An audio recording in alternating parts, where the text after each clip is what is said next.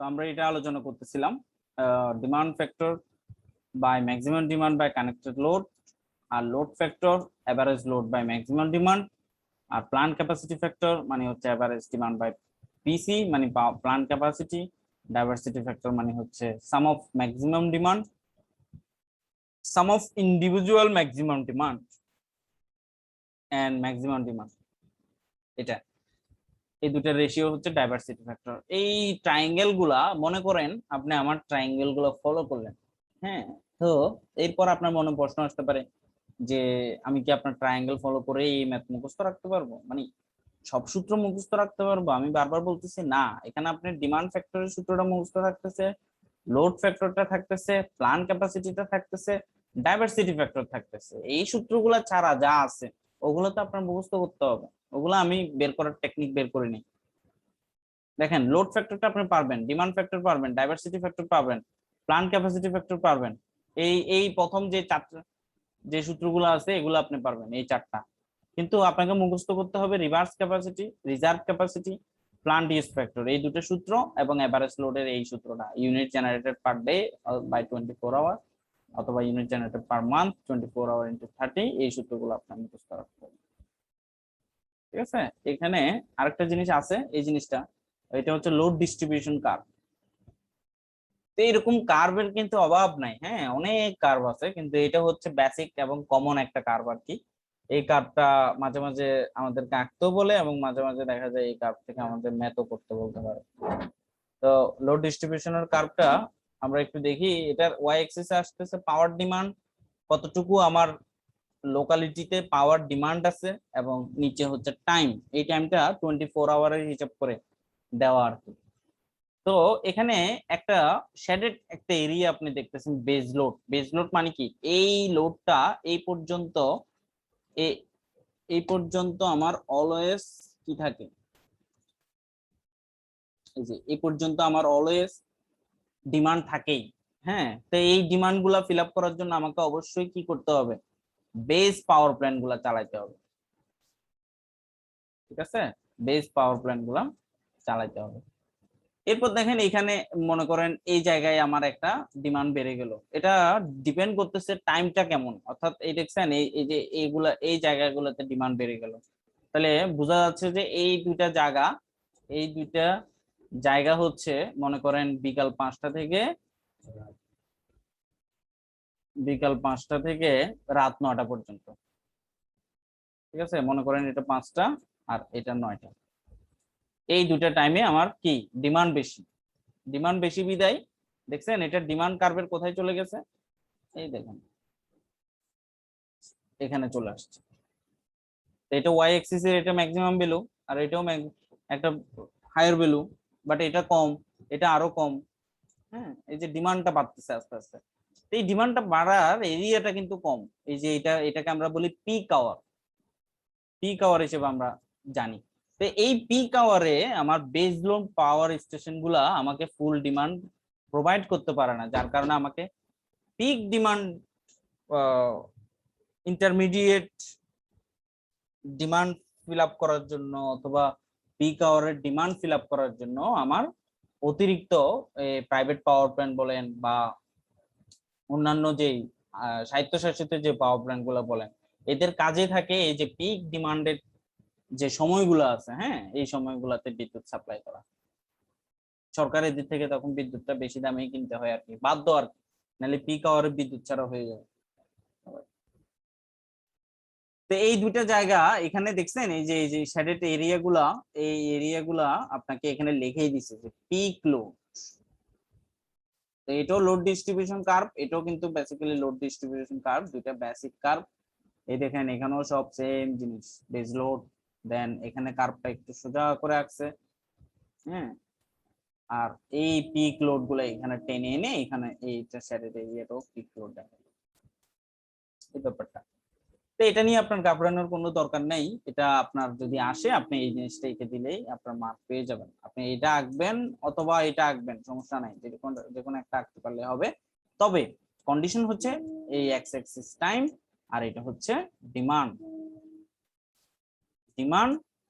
Time. এবার আপনি যেটাই আঁকেন সমস্যা নেই। আর এখানে একটা ছোট করে দেওয়া আছে, এটা আমি জাস্ট বেজ লোড আর পিক লোড এই জিনিসটা বুঝাইছি।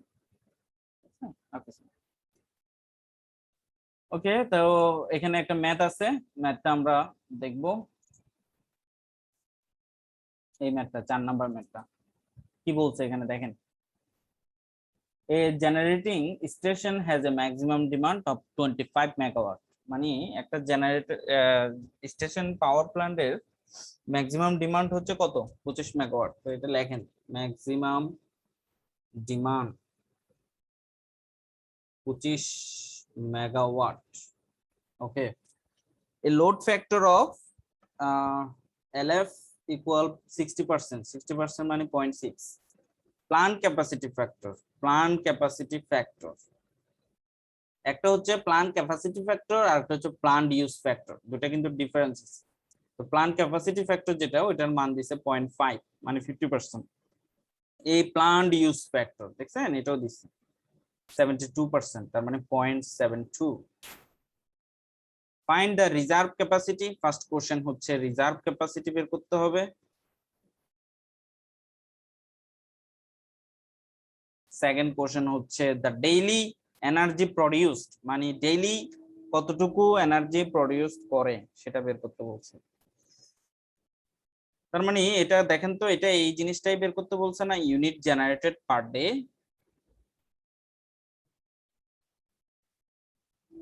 পার ডে। 3 নাম্বার কোশ্চেন হচ্ছে maximum energy that could be produced daily if the plant while running per schedule were fully loaded.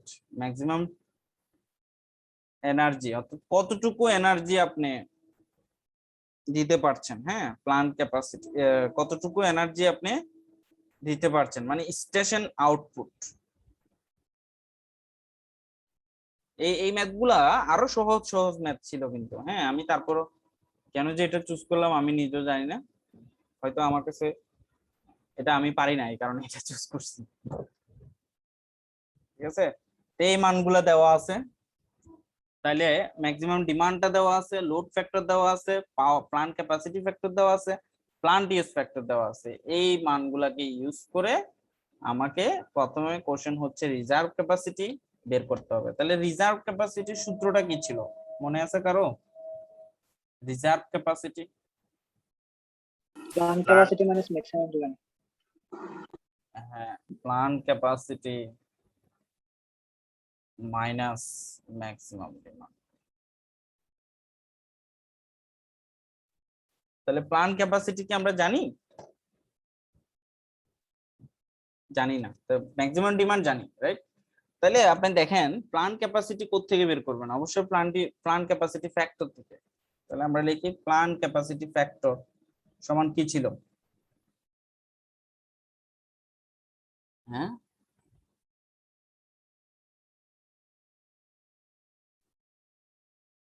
Average load, average demand by plant capacity, right, average load by plant capacity, এই সূত্রটা ছিল। এখন এই সূত্রটা যখন আমি use করতে গেছি তখন দেখছি প্লান্ট ক্যাপাসিটি ফ্যাক্টর আমি জানি, প্লান্ট ক্যাপাসিটি আমার বের করতে হবে, বাট এভারেজ লোডটা আমার কাছে নাই। তাহলে এভারেজ লোডটা কোত্থেকে পাবো? এই লোড ফ্যাক্টর থেকে। তাহলে আমাকে লোড ফ্যাক্টরটা আগে ইউজ করতে হচ্ছে। লোড ফ্যাক্টরের সূত্র কি ছিল? Average load, average load demand. Maximum demand. ও আপনাদের তো সূত্রগুলো এমনিই মনে থাকে দেখি, আমার মনে থাকে না, এই কারণে আমি ট্রায়াঙ্গেলে চলে গেছিলাম আসলে, সত্যি। তাহলে এভারেজ লোড বাই ম্যাক্সিমাম ডিমান্ডটা কত? 25 মেগাওয়াট। সো এভারেজ লোডটা চলে আসলো 25 into 0.6,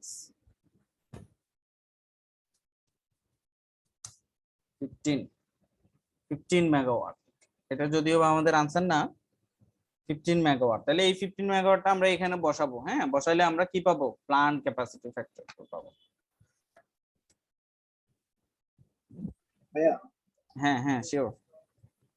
ভাইয়া এখন যেটা যে আমরা এভারেজ লোডটা বের করছি, ওইটা কি হ্যাঁ ডেতে বের করছি নাকি আপনার মাসে বের করছি না বছরে বের করছি? না, এটা হচ্ছে দুই পাশেই সেম ইউনিট, বুঝছেন, এই কারণে এগুলা কাটা যায়।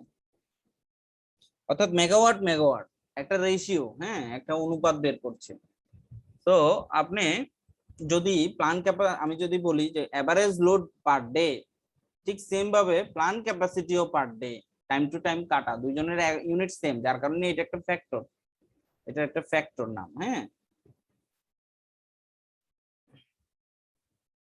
এই আমি কি বুঝাতে পারছি? আপনি কি বলছেন? বুঝছি আমি? হ্যাঁ ভাইয়া বুঝছি। হ্যাঁ, তাহলে এভারেজ লোডটা কত পেলাম? 15 মেগাওয়াট। দেন প্ল্যান ক্যাপাসিটি বের হয়ে আসবে। তাহলে প্ল্যান ক্যাপাসিটি কত আসে? সুতরাং প্ল্যান ক্যাপাসিটি ইকুয়াল 15/0.5, তার মানে 30 মেগাওয়াট, রাইট? ওকে, প্ল্যান ক্যাপাসিটিটা আমরা 30 পেয়ে গেলাম। সো আমরা এই 30টা এই সূত্রে বসাতে পারবো। 30 megawatt minus maximum demand 25 megawatt, তাহলে রিজার্ভ ক্যাপাসিটি হচ্ছে 5 মেগাওয়াট। এটা একটা আনসার।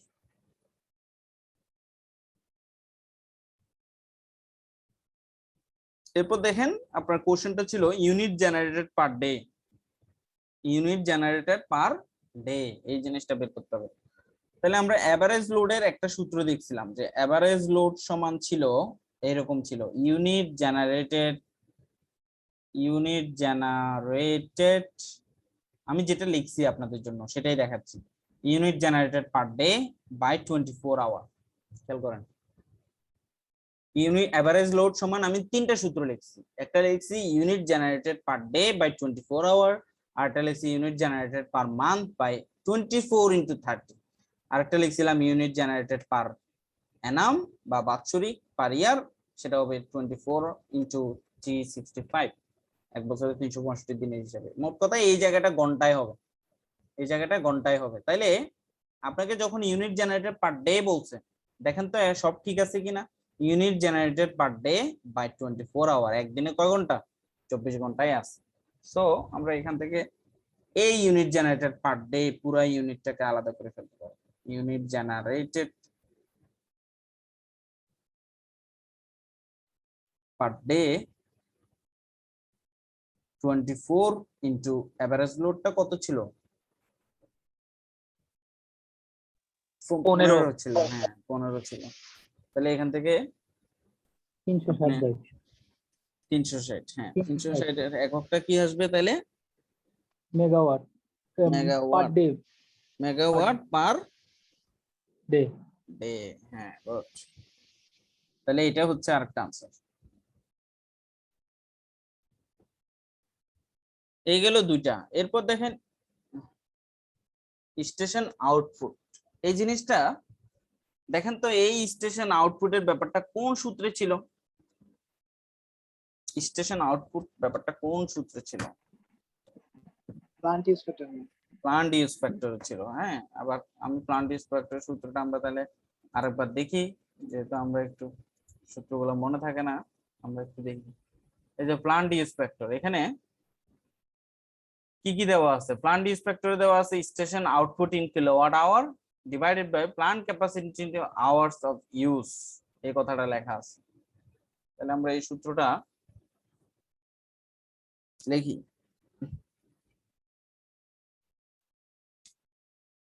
প্লান্ট ইউজ ফ্যাক্টর সমান হচ্ছে station output in kilowatt hour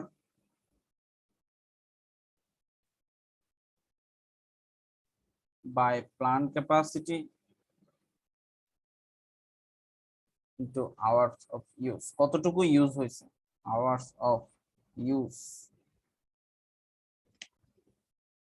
তো প্রশ্নে আমাদেরকে এখানে একটা কথা বলছে যে maximum energy that could be produce daily if the plant while running per schedule were fully loaded, মানে পুরা দিনে যদি সে চলে তবে আমার ম্যাক্সিমাম কত এনার্জি আমি তার থেকে পাবো, এই কথাটাই। তাহলে প্লান্ট ইউজ ফ্যাক্টরের ফ্যাক্টর ছিল 0.72, স্টেশন আউটপুটটা আমরা বের করব। কিসে বের হবে এটা? In kilowatt hour. প্লান্ট ক্যাপাসিটিটা আমরা কত পাইছিলাম? 30। 30, হ্যাঁ, মেগাওয়াট ছিল, রাইট? তো এটাকে কিলোওয়াটে আনতে হবে না, যেহেতু এটার এককটা কিলোওয়াটে আসবে, তাহলে 1000 1000 দিয়ে গুণ দিলাম।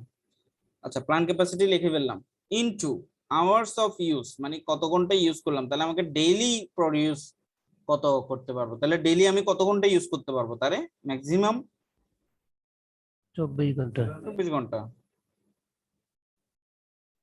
তাহলে এখান থেকে স্টেশন আউটপুটটা বের হয়ে আসবে না?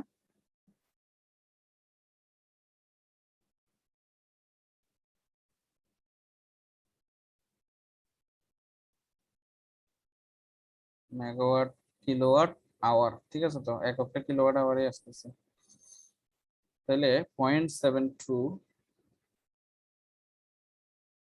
24 আওয়ার।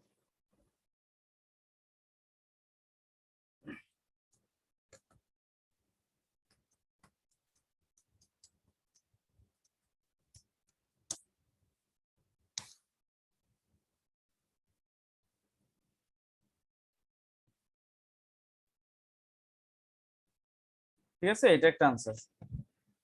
তো আপনার এই ম্যাথগুলা, এই সূত্রগুলা যদি আপনার মনে থাকে, আপনি যেভাবেই হোক ম্যাথগুলা কিন্তু করে আসতে পারবেন। কিন্তু এই ম্যাথগুলাতে প্রবলেম শুধু ছোট একটা জায়গায় হয়, সেটা হচ্ছে সূত্রগুলা নিয়ে কনফিউজিং হয়ে। এই জিনিসটা আমার ক্ষেত্রে যেটা হয় আর কি, আমি জানি না আপনাদের ক্ষেত্রে কেমন হয়, তবে আমার ক্ষেত্রে এই জিনিসটা বেশি হয়, আমি সূত্র মনে থাকে না। তো আপনারা সূত্রগুলো কিভাবে মনে রাখবেন সেটার টেকনিক যদি আপনাদের কাছে জানা থাকে সো ভালো, আমি তারপরে একটা টেকনিক দেখাইলাম। আর এই ম্যাথগুলো আরো সহজ সহজ ম্যাথ কিন্তু অ্যাভেলেবেল বইয়ে আছে, যে কোনো বইয়ে আপনি দেখবেন আরো সহজ সহজ ম্যাথ আছে। আমি একটু ব্যতিক্রম, এই টাইপের ম্যাথটা একটু করাই দিলাম আর কি, আপনাদের জন্য যাতে সমস্যা না হয়। ঠিক আছে, তো আমাদের এই পেপারগুলো লোড ডিস্ট্রিবিউশনের ম্যাথগুলো মোটামুটি শেষ। চাইলে আরো কয়েকটা করানো যেত, কিন্তু আমার মনে হয় এগুলো আপনারা ভালোই পারবেন, সমস্যা নাই, সূত্রগুলোই ইম্পর্টেন্ট এখানে। এরপর দেখেন পাওয়ার ট্রায়াঙ্গেল।